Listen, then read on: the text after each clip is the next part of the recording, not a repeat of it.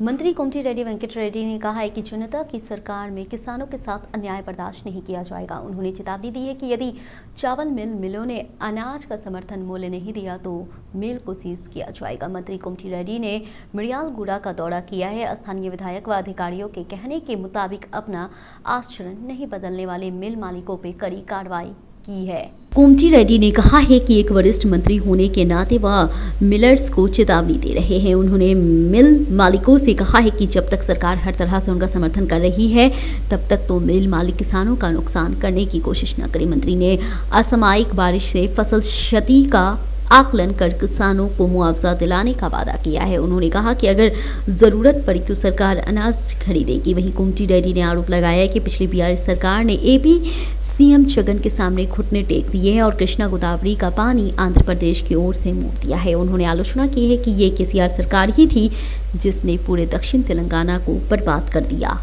तेलंगाना के मंत्री कोमटी रेड्डी वेंकट रेड्डी को अपने ही इलाके नलगुंडा में एक कड़वा अनुभव हुआ है। शहर में स्थित एमआईएम और मुस्लिम नेताओं ने मंत्री को हाल ही में केंद्र सरकार द्वारा लाए गए सीएए पे कांग्रेस सरकार का रुख स्पष्ट करने को कहा है।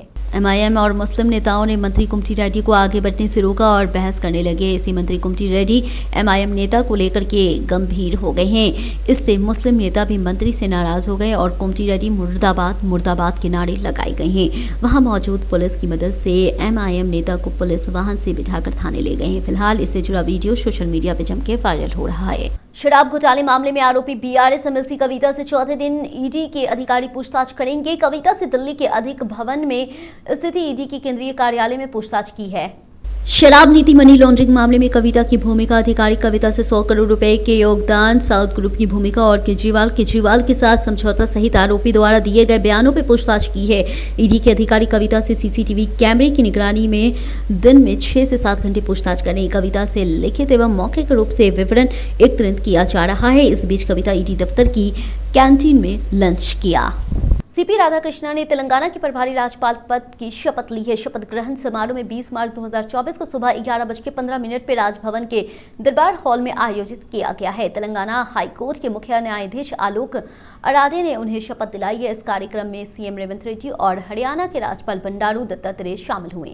सीपी राधाकृष्णन को तेलंगाना के साथ साथ पुडुचेरी की भी जिम्मेदारी दी गई है। सीपी राधाकृष्णन को फरवरी 2023 से झारखंड राज्यपाल नियुक्त किया गया था। तमिलनाडु के सीपी राधाकृष्णन 16 साल की उम्र में आरएसएस से जुड़े रहे थे। वहीं जनसंघ और भाजपा में प्रमुख नेता बन गए हैं। उन्होंने 1999 में तमिलनाडु के कोयंबटूर से भाजपा सांसद के रूप में जीत हासिल की है और 2004, 2009, 2019 में हार गए हैं। तमिलनाडु भाजपा प्रदेश अध्यक्ष के रूप में काम किया है। पिछले साल फरवरी में झारखंड का राज्यपाल नियुक्त किया गया था। इस बीच तमिलनाडु के लोगों को क्रमशः तेलंगाना के राज्यपाल के रूप में नियुक्त किया जा रहा है। वहीं ESL नरसिम्हन ने 2014 से 2019 तक तेलंगाना के पहले राज्यपाल के रूप में कार्य किया है। उसके बाद सितंबर 2019 से मार्च 2024 तक तमिलसाई ने राज्यपाल के रूप में कार्य किया। I, Chandravaram Ponuswamy Radhakrishnan, do swear in the name of God that I will faithfully discharge the functions of the Governor of Telangana and will, to the best of my ability, preserve, protect and defend the Constitution and the law, and that I will devote myself to the service and well-being of the people of Telangana.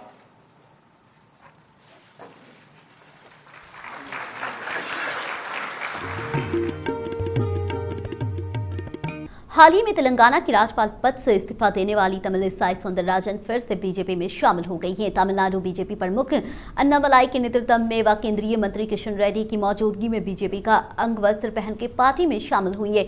जबकि तमिलिसाई पहले भी तमिलनाडु भाजपा प्रमुख के रूप में कार्य कर चुकी हैं। वह पिछले 20 साल से बीजेपी नेता हैं। 2019 में केंद्र ने उन्हें तेलंगाना राज्यपाल नियुक्त कर दिया है। संसदीय चुनाव में बीजेपी को तमिलनाडु में सबसे ज्यादा सीट जीतने के लिए आज उन्होंने राज्यपाल पद से इस्तीफा दे दिया है और राजनीति में वापसी कर ली है। वहीं तमिलिसाई को तमिलनाडु में एक फायर ब्रांड के रूप में मान्यता प्राप्त हुई है। बीजेपी में शामिल होने के बाद तमिलिसाई सुंदरराजन ने कहा है कि मैं चुनाव लड़ना चाहती हूँ। मैं बीजेपी सदस्य के रूप में वापस आकर खुश हूँ। ये मेरे लिए खुशी का दिन है। मेरे पास कई सुविधाएं होने के बावजूद मैंने राज्यपाल का पद छोड़ दिया है। मुझे 1% का भी अफसोस नहीं है। उन्होंने तमिलनाडु में आने वाले दिनों में कमल खिलने का भरोसा जताया। महबूबनगर जीप अध्यक्ष स्वर्ण सुधाकर रेड्डी कांग्रेस में शामिल हो गए हैं। सीएम रेवंत रेड्डी ने उन्हें पार्टी का अंगवस्त्र पहनाकर आमंत्रित किया है। कार्यक्रम में एआईसीसी सचिव वंशी चंद्र रेड्डी और विधायक मधुसूदन रेड्डी ने भाग लिया। हाल ही में कांग्रेस में नेताओं का पालयन बढ़ गया है। चवेला के सांसद रंजीत रेड्डी, खैरताबाद के विधायक दानम नागेंद्र, पूर्व सांसद जितेंद्र रेड्डी और अन्य लोग पार्टी में शामिल हो चुके हैं। चर्चा है कि उनके नेता कांग्रेस पार्टी में शामिल होने वाले हैं। पूर्व मंत्री निरंजन रेड्डी ने किसानों के बहाने पिछली सरकार पे कीचड़ उछाला जा रहा है। एक ओर उन्होंने चावल किसानों को मुआवजा देने की मांग की, दूसरी ओर बेमौसम बारिश के कारण जिन किसानों के हजारों एकड़ फसल जल जमाव के कारण बर्बाद हो चुकी है, तुरंत मुआवजा दिया जाए। जब वे सत्ता में थे तो उन्होंने समझाया कि भले ही उन्हें आपदा प्रबंधक के तहत प्रति एकड़ केवल 3,000 रुपए देने थे, लेकिन उन्होंने किसानों को प्रति एकड़ 10,000 रुपए की मदद की है।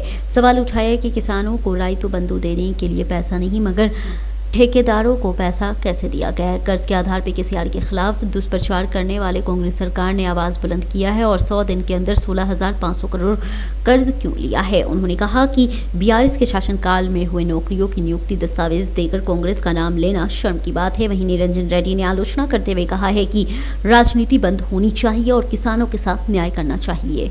पूर्व सांसद बोयनमपल्ली विनोद कुमार ने कहा है कि राज्य सरकार को असामयिक बारिश से पीड़ित किसानों को मदद करनी चाहिए। उन्होंने कहा है कि किसानों ने हजारों रुपए खर्च कर फसल उगाई और ओले की मार से फसलें बर्बाद हो गई है। इससे किसान आंसू बहा रहे हैं। विनोद कुमार ने मुस्ताबाद मंडल केंद्र के साथ पोथगल, सेवला तांडा, गनेवापल्ली और तलगलापल्ली मंडल के ओबलूपुर ग्राम का दौरा किया है। उन्होंने कहा कि उल्वा वृष्टि से धान की फसल पूरी तरह बर्बाद हो गई। उन्होंने कृषि अधिकारियों के साथ सर्वे कर फसल क्षति को आकलन करने का सुझाव दिया। मुआवजे सुनिश्चित करने के लिए आवश्यक कदम उठाए जाए। वहीं ओलावृष्टि से नुकसान झेलने वाले किसानों को सरकार ने प्रति एकड़ 10 रुपए दिए और 1000 की मांग की गई है। वहीं यदि गनवेनीपल्ली के किसान नहर से मोटर डालकर अपने खेतों की सिंचाई करते हैं तो पुलिस द्वारा मुकदमा दर्ज करना उचित नहीं है। बीआरएस के कार्यकारी अध्यक्ष केटीआर ने ट्विटर पर सरकार से पूछा कि कल फसलें सूख रही थी तो उन्हें कोई फर्क नहीं पड़ता था, आज ओले से फसल बर्बाद हो गई है तो मुख्यमंत्री ध्यान नहीं दे रहे हैं। बीआरएस सांसद उम्मीदवार विनोद ने बारिश प्रभावित किसानों का दौरा करते हुए वीडियो साझा किया और रेवंत रेड्डी सरकार की भी आलोचना की है। वहीं दिल्ली के बुजुर्गों के चक्कर लगाने के अलावा क्या आपको किसानों के आंसू दिखाई नहीं दे रहे हैं? क्या आपको अन्नदाताओं की पुकार सुनाई नहीं देती है? चुनाव लक्ष्य के अलावा किसानों पे कोई दया नहीं है जो इतनी पीड़ा झेल रहे हैं। सीटों और वोटों के अलावा पंचायत लोक प्रशासन का मतलब है 24 घंटा यानी तथ्यात्मक राजनीति। उन्होंने फसल के नुकसान की बजाय दल बदल पर ध्यान केंद्रित करने की आलोचना की है। क्षतिग्रस्त फसलों की जांच करने का समय नहीं है।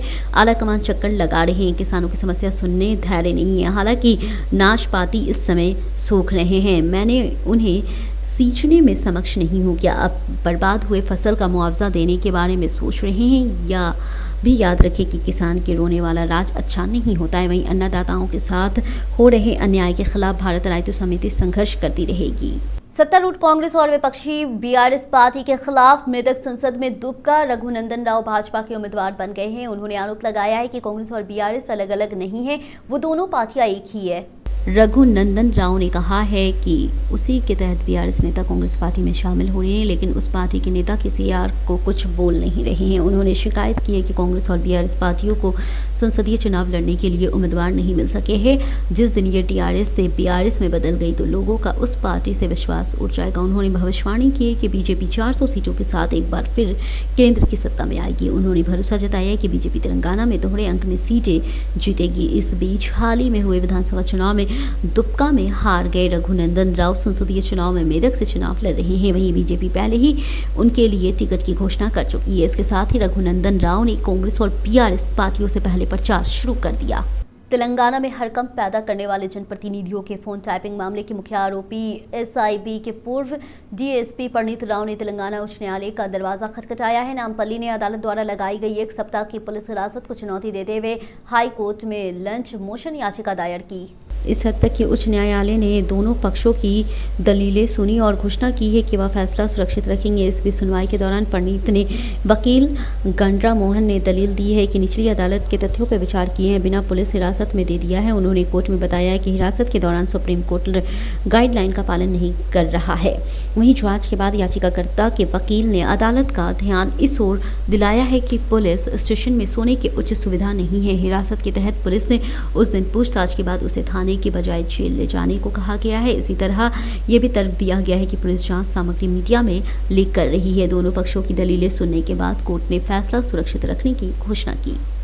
तेलंगाना मोदी राज कॉलेज स्टूडेंट्स एसोसिएशन ने उस्मानिया यूनिवर्सिटी के आर्ट्स कॉलेज में पूर्व मंत्री ईटेला राजेंद्र का जन्मदिन समारोह आयोजित किया है। वहीं कार्यक्रम में मुख्य अतिथि के रूप में तेलंगाना मोदी राज कॉलेज स्टूडेंट्स एसोसिएशन के प्रदेश अध्यक्ष लक्ष्मी गाड़ी अंजनियों उपस्थित रहे और उन्होंने केक काटा और ईटेला राजेंद्र को बधाई दी। ईटेला राजेंद्र को एक महानेता के रूप में जाना जाता है, जिन्होंने तेलंगाना अलग राज्य आंदोलन में भाग लिया और दलित समुदाय के लिए काम किया।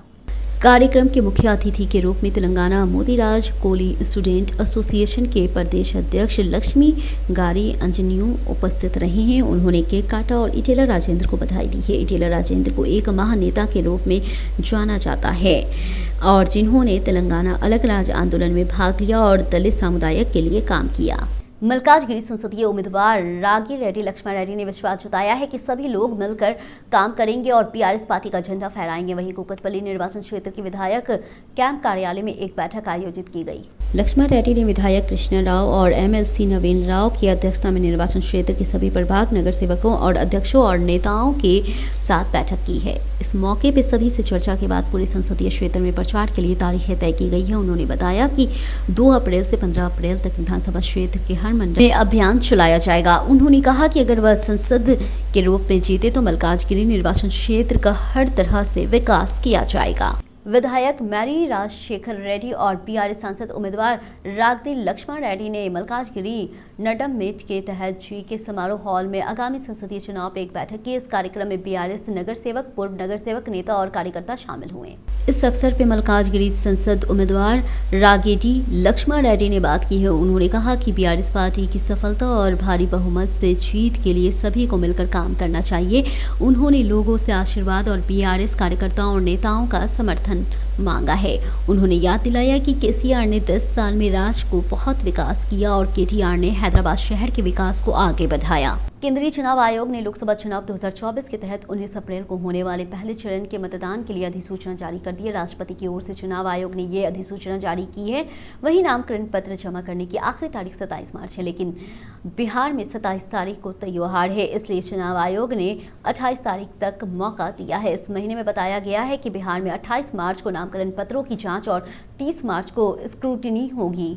नामकरण वापस लेने की अंतिम तिथि 30 मार्च है और बिहार में ये 2 अप्रैल तक संभव है। इस अधिसूचना के साथ ही लोकसभा चुनाव का पहला चरण शुरू हो गया है।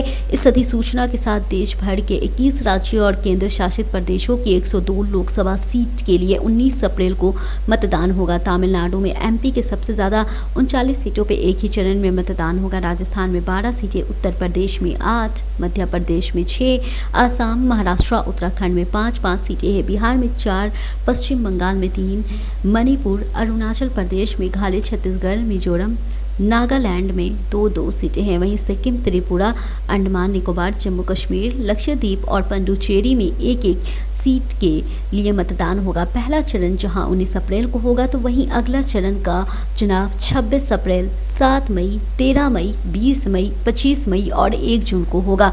वहीं मतगणना 4 जून को होगी। स्थानीय नगर सेवक नाईकोटी पवन कुमार ने कोथापेट डिवीजन तेलंगाना पार्क का दौरा किया है। पार्क में लोगों के बैठने के लिए 8 बेंचों की व्यवस्था की गई थी। उन्होंने कहा कि पार्क में प्रतिदिन सुबह शाम लोग व्यायाम के लिए टहलने आते हैं और यहां बैठकर आराम करना उनके लिए उपयोगी होता है। जल्द ही पार्क को और विकसित किया जाएगा और जनता के लिए उपलब्ध होगा। इस दौरान मैं विजय भास्कर, मंची राजेश, सुंदर नारायण, अश्वनी सिंह, कोथा तिरुमाला, राकेश यादव, महेंद्र यादव, वेंकट रेड्डी, रायका श्रीनिवास और अन्य ने भाग लिया। पटनचेरू विधानसभा क्षेत्र में बीएचईएल सर्कल में स्थापित सीएमआर शॉपिंग मॉल का उद्घाटन फिल्म हीरो राम पिथनेनी ने किया है। इस कार्यक्रम में एक अन्य वरिष्ठ फिल्म अभिनेता तानिकेला भरनी ने भाग लिया। हीरो राम ने कहा है कि BHEL क्षेत्र के लोग CMR शॉपिंग मॉल का हिस्सा बनकर भाग्यशाली है। वे कहते हैं कि मुझे शॉपिंग करना पसंद है। इस कार्यक्रम में CMR के अध्यक्ष माउरी वेंकटरमन और स्थानीय कांग्रेस नेता पार्टी प्रभारी काटा श्रीनिवास गौड़, जारी पेटी जयपाल और अन्य उपस्थित थे। मंत्री दामोदर राजनरसिम्हा ने पटनचेरू विधानसभा क्षेत्र में BHEL circle CMR shopping mall का उद्घाटन किया है। शॉपिंग मॉल प्रबंधकों ने मंत्री का अभिनंदन किया। CMR के अध्यक्ष माउरी वेंकटरमन ने कहा है कि शॉपिंग मॉल की स्थापना सभी क्षेत्रों के लोगों को ध्यान में रखकर की गई है। उन्होंने कहा है कि पटनचेरू विधानसभा क्षेत्र में ग्रामीण इलाकों में होने के कारण शहर में जाने ट्रैफिक की समस्या होती होगी, लेकिन अब CMR की स्थापना के कारण वह समस्या नहीं है। अब हर किसी के पास कपड़े उपलब्ध हो जाते हैं। दिल्ली शराब घोटाले मनी लॉन्ड्रिंग मामले में सुप्रीम कोर्ट ने अभिषेक बोयनपल्ली को अंतरिम जमानत दे दी है। उनकी पत्नी अस्वस्थ चल रही है, वहीं उन्हें 4 सप्ताह की जमानत दी गई है ताकि वह इलाज करा सके। वहीं अदालत ने उन्हें अपना पासपोर्ट जमा करने और हैदराबाद में इलाज कराने की अनुमति दी। कोर्ट ने रिहाई के पहले ईडी अधिकारियों को अपना मोबाइल नंबर देना और समय समय पर उनके बारे में जानकारी देने का निर्देश दिया गया है। बाद में अगली सुनवाई 29 अप्रैल तक के लिए स्थगित कर दी गई है।